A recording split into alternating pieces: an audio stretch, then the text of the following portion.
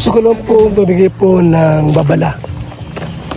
Babala po sa pamilya po ni Cynthia, Tatay Alan at Carla at mga kapatid. Mayroong plano po, mayroong pong grupo, plano, ang isang binuong team na gustong wakwakin po ang pamilyang ito. Ayan ha. Isinama po sa mga group chat. Pilit isama sa group chat si Nay Cynthia. Even po si Carla, mga kaibigan, para wakwakin ang pamilyang ito. Anong plano po? Anong plano? Iko-content everyday ang ginagawa ni Tatay Alan. Yung pangingisda, paghahabi po ng lambat, at iba pa pong mga activities ni Tatay Alan. So, mayroong financial support, binigyan ng pera, hanggang sa makuha po ang loob ng mag-asawa. At yun po, unti-unti, mawawakwak po mga kaibigan. Itong si Alan, Cynthia. Hindi alam ni Carla po ang plano, pero alam po ni Val Santos Matubang ang plano po ng team na ito. Mag-iingat tayo, ha? Kasi alam po natin na bawal po ang magdirektang mag-sponsor sa beneficiaries. Sasabihin ko po kung sino-sino ang nasa likod nito. Ito po ay babala po, warning sa ating lahat. Kung nawakwak po ang Batalero family, hindi posibleng hindi mawakwak itong Tupular family, mga kaibigan. Kung sina Viance, Diran, Hansel po nawakwak, hindi po imposibleng mawakwak po itong Tupular family. So may tempong binuo, may grupong binuo para tulungan po, bigyan ng pera sina Alan at Cynthia po, mga kaibigan. Hindi alam ni Carla po ang mga bagay na ito. Hindi alam ni Carla mga bagay na ito. Ito po ay babala po namin sa inyo. Baka magmalay tayo, nawakwak na po itong pamilyang ito. Bawal pong isama sa mga group chat ang pamilyang Tupular kung di alam ng pamunuan ng Kalingap.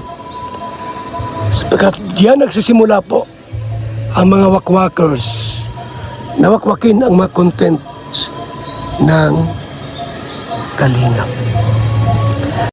Okay guys, isa na muling mapagpalang umaga, tanghali, gabi po sa inyong lahat. Sana po ang lahat ay nasa mabuting kalagayan at ligtas po sa anumang kapahamakan, saan man po kayo dako ng mundo naroroon. Ako po muli ang inyong likod, Maestro 21 TV. At sa ating video ngayong araw na ito mga kalingap, tayo muli po ay magbibigay ng ating panibagong kuro-kuro, komento, opinion at reaction tungkol nga po dito sa naging content po ni Kuya Bala.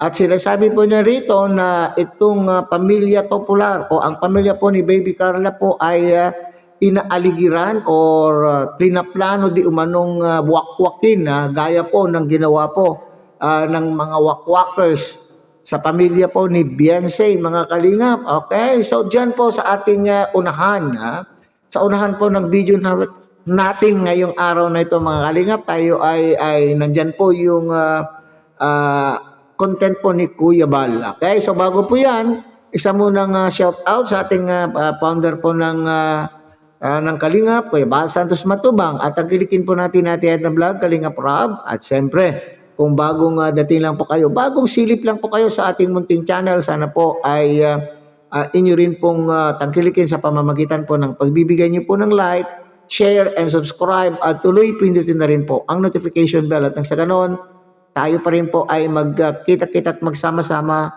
sa susunod pa pong mga reaction videos na ating gagawin mo. Likewise, may galop shout out sa ating mga kasamaan po dyan sa Karepa, Kalingap Reactor Partners, sa pamumuno po yan siyempre ng ating Presidente Javier De Leon, aka Birador. Okay, so balikan po natin mga kalingap. Itong sinasabi po ni Kuya Bal na ang pamilya ni Baby Carla ay winawakwak. Papaano po? Paano nalaman po ito ni Kuya Bal, mga kalingap? So ito po daw ay isinama o pilit isinasama ang Nanay Cynthia at ni Tatay Alan sa kanila pong GC. Ito yung madalas natin naririnig, mga kalingap. Ito is pamamaraan po ng mga wakwakers. At the same time ay karamihan, madalas na nagwawakwak, mga kalingap, ay itong mga sponsor, okay? Group of sponsor na mayroon pong organisasyon na nagsusulong di umano o hindi nagsusulong, kundi ito yung mayroong team kung saan sinasabi po nila na pangsuporta sa isang beneficiary o sa isang angel. Pero ang grupo na kanila pong itinatag ay ginagamit lamang po nila na front upang wakwakin ang isang beneficiary. Di ba madalas po yung ganyan po yung ginagawa po ng mga sponsor na ito. So ito nga po daw po yung ginawa. Base po doon sa sinasabi po, or ayon po sa sinabi po ni Kuya Bal, mga kalingap, ay itong Nanay Cynthia at Tatay Alan ay isinama doon po sa kanila pong GC. At sinabi daw po, hindi alam daw po itong si Baby Carla. Or sa aking pagkakaintindi, parang nandun na rin po. At isa po sa mga rules o isa po sa mga pinapa-implement na batas po ng kalingap, makalingap ay yung bawal rumekta. Bawal rumekta ang beneficiary sa mga sponsors. Okay, bakit po? Upang maiwasan po yung mga wakwakan na mga kagaya po nitong nangyari po kay Beyonce, mga kalingap. Bagamat sinasabi po nila na hindi nawakwak, at doon din po sa isa pang kalingap angel na sa ating pananaw ay sinasabi po ng iba na nawakwak pero at namamangka sa dalawang ilog, at sinasabi naman po wala po silang hangad na wakwakin. Bakit wawakwakin daw po nila yung tao? Ang kanila pong hangad lamang daw po ay tutulungan yung beneficiary, hindi wawakwakin. Okay? So, totoo kaya itong sinasabi ni Kuya Bal, mga kalingap, na itong si pamilya po ni Carla ay talagang pinagpaplanuhan. Okay? Ito kaya yung maraming bulong-bulong noong kasagsagan po ng issue po kay Beyonce, ay sinasabing may susunod pang mga angels, may susunod ng mga angels na aalis o mawawakwak. Okay. So ito na kaya, itong si Baby Carla na kaya ito, mga kalingap. So alam na alam daw po ito ni Kuya Bal. Siyempre maraming magre-report po dyan, mga kalingap, kung saan ang plano po ng mga sponsor na ito or group na ito ay kukuhanin ang loob ni Tatay Alan sa pamamagitan daw po ng pagbibigay ng kung ano-ano. At ang sinasabi ay i-vlog, gagawan po ng content yung daily activities po ni Tatay Alan hanggang sa makuha po ang loob. Okay, so balikan po natin yung sinasabi po natin. Ito na kaya yung sinasabi nilang pasabog? Kasi mayroon din nagsabi na sinasabi na mayroon daw pong pasabog po sa Carla.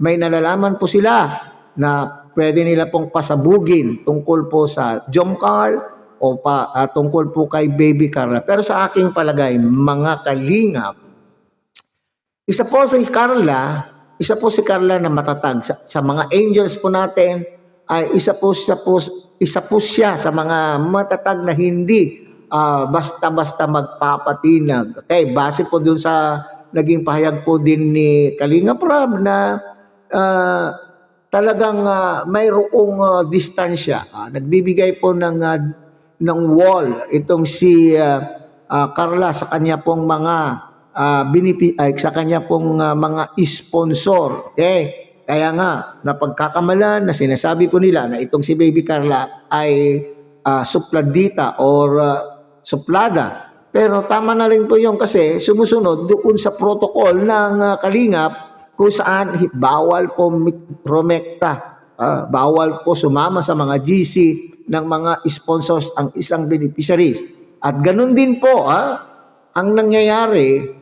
At isa po rin po sa pinakamatatag na mga Kalingap Angel ay itong si Joy Diwata. Alam po naman po natin, ang daming nagdaan na mga issue tungkol po sa mga sponsor between sponsor and Joy Diwata. Pero nananatiling Kalingap pa din po itong si Joy Diwata. So sana lang po, kung alam po ni Kuya Bal na may nangyayaring ganito na po sa pamilya po ni Carla ay dapat gawan na po ng aksyon ito mga Kalingap.